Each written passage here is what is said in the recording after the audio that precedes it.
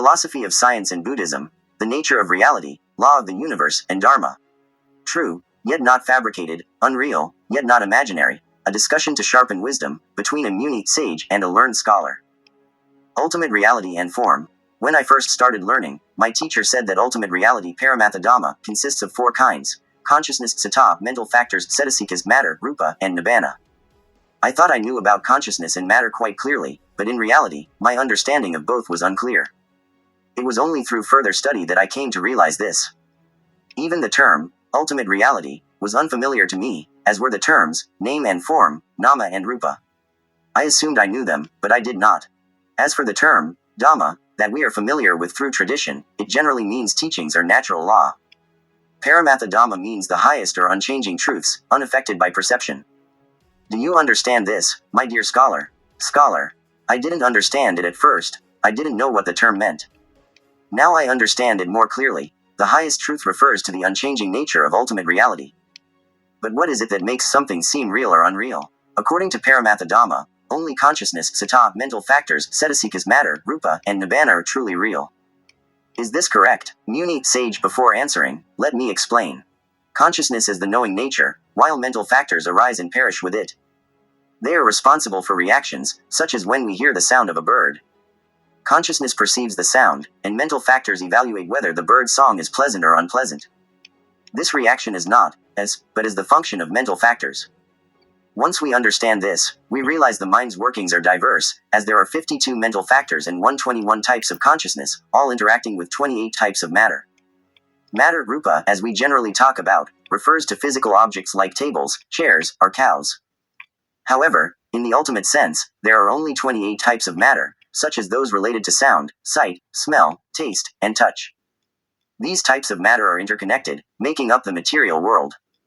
Now we can start understanding what constitutes an individual or a being in the world.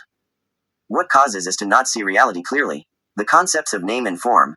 In ultimate reality, consciousness, citta, manifests in 121 forms, mental factors, cetasikas, in 52 types, and matter in 28 forms.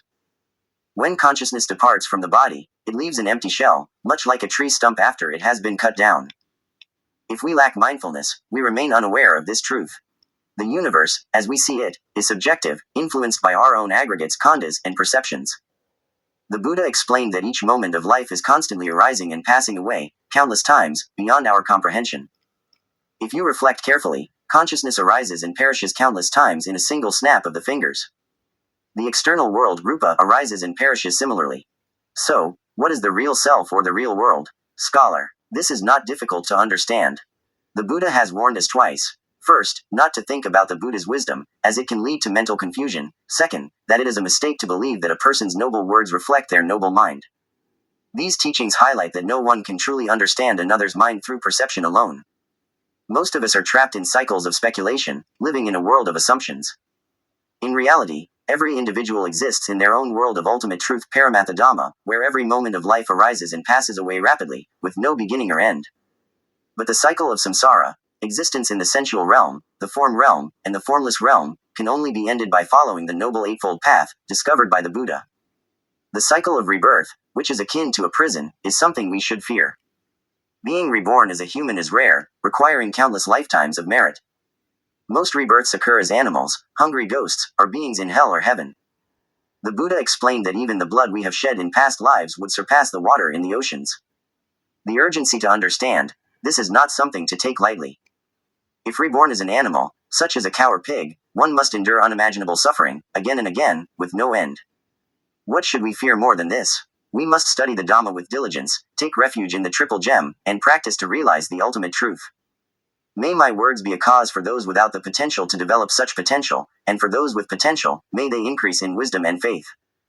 Scholar, this brief summary of our dialogue touches on fundamental questions about life in the universe. What is life? What is the world? This is the English translation of the text you provided. Let me know if you'd like further clarifications or discussions on specific points.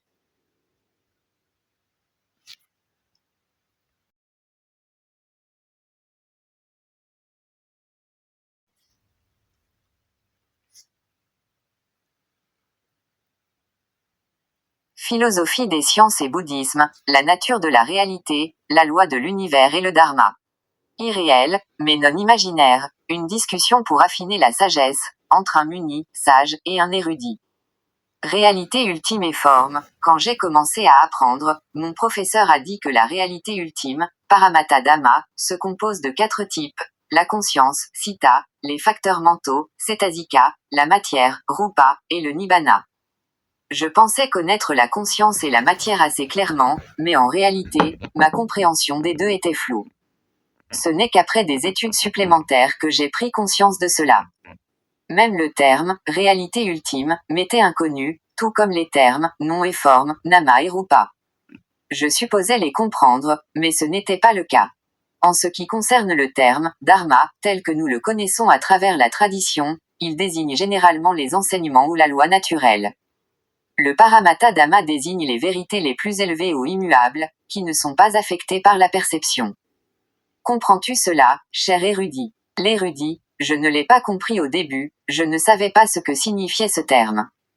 Maintenant, je comprends mieux, la vérité la plus élevée fait référence à la nature immuable de la réalité ultime.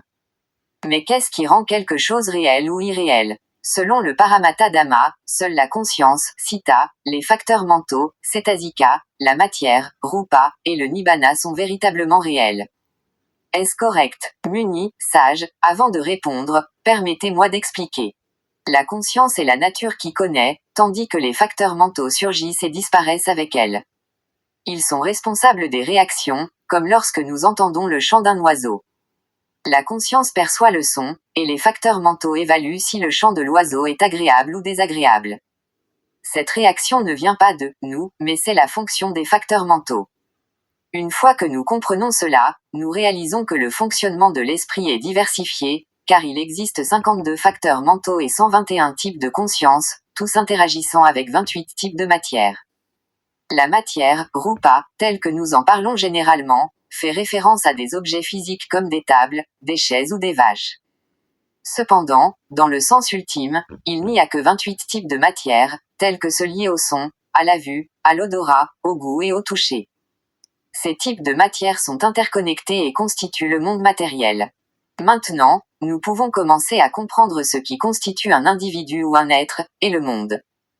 Qu'est-ce qui nous empêche de voir clairement la réalité? Les concepts de nom et de forme, dans la réalité ultime, la conscience, Citta, se manifeste sous 121 formes, les facteurs mentaux, Cetasika, en 52 types, et la matière sous 28 formes.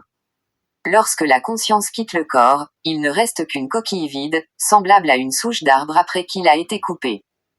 Si nous manquons de vigilance, nous restons inconscients de cette vérité. L'univers, tel que nous le percevons, est subjectif, influencé par nos propres agrégats, khandha, et perceptions. Le Bouddha a expliqué que chaque instant de la vie naît et disparaît constamment, un nombre incalculable de fois, au-delà de notre compréhension. Si vous réfléchissez attentivement, la conscience naît et disparaît un nombre incalculable de fois en un claquement de doigts. Le monde extérieur, Rupa, naît et disparaît de manière similaire.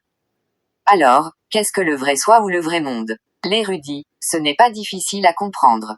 Le Bouddha nous a mis en garde 2 fois, d'abord, de ne pas réfléchir à la sagesse du Bouddha, car cela peut entraîner une confusion mentale, ensuite, que c'est une erreur de croire que les paroles nobles d'une personne reflètent son esprit noble.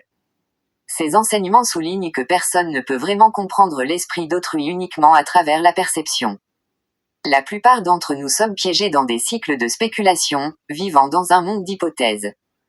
En réalité, chaque individu existe dans son propre monde de vérité ultime, Paramatma Dhamma, où chaque moment de vie naît et disparaît rapidement, sans commencement ni fin.